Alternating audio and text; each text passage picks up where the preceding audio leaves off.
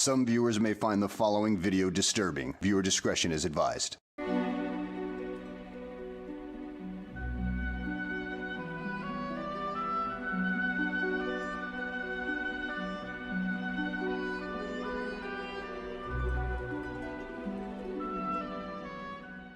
The Super Smash Bros. 64 commercial is one of the most iconic classic gaming commercials of all time. However, many people don't know that the costumes that were featured in that commercial were actually made for an entirely different event. An event so mysterious and so lost to time that for years people started to think it was some type of urban legend, or even maybe an elaborate internet hoax. But the true reason to why this event was lost to time is both very sad and very dark. That event was known as Super Smash Bros. Slamfest 99. Now, the most mysterious thing about this event is that despite being a massive event, nobody has any proof of its existence. 20 years went by, and the only proof we had of its existence was first-hand accounts where you basically just had to believe that the event existed. You had to take their word on it. Now, to really point out how strange this all is, I need to point out the scale of people that came across this event.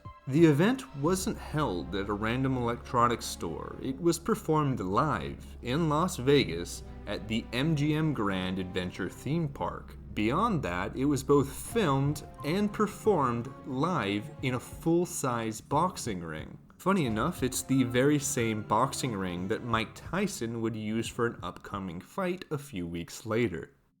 Can't get off punches. Oh! A straight right down goes Bova. That's all it took, one shot. On top of that, the event area was much bigger than just the boxing ring, because they had a bunch of playable demos of the Nintendo 64 set up, playing the very first demo version of Super Smash Bros. Basically what I'm trying to say is that this event is not something you would accidentally miss. It was massive. If you were in the theme park that day, most likely you would have came across it. The event had over 100 people invited to it, and on top of that had 6 different press outlets there in attendance. On top of all that, the event also had its own website, and left available for anyone to download for many months. So at this point, you might be asking yourself, how is it possible that an event with hundreds of people in attendance, with every major news station included, became lost to time? And although I think I do have the answer, I do need to mention that trigger warning again.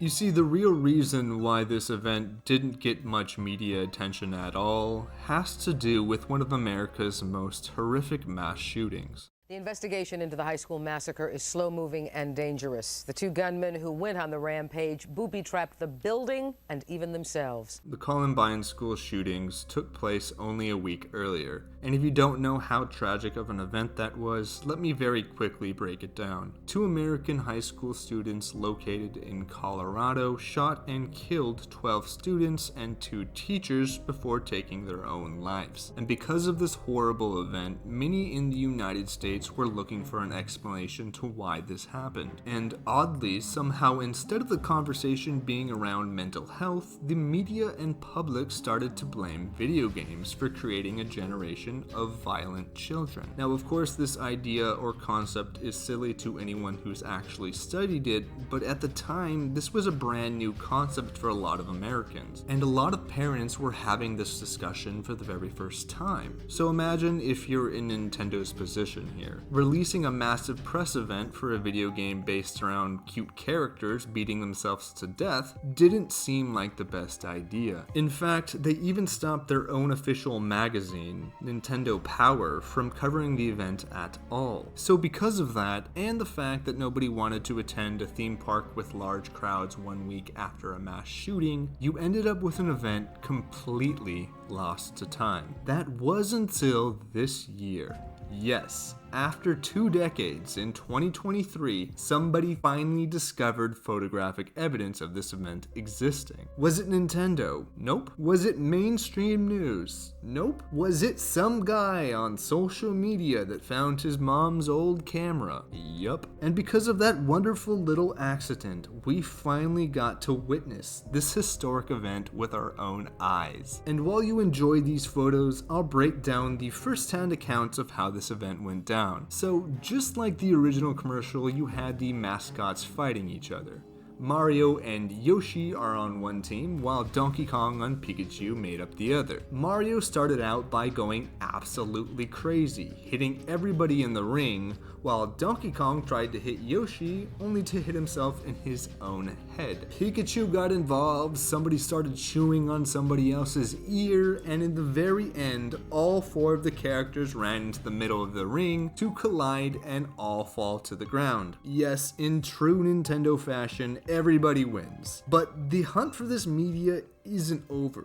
We still need to find the original broadcast.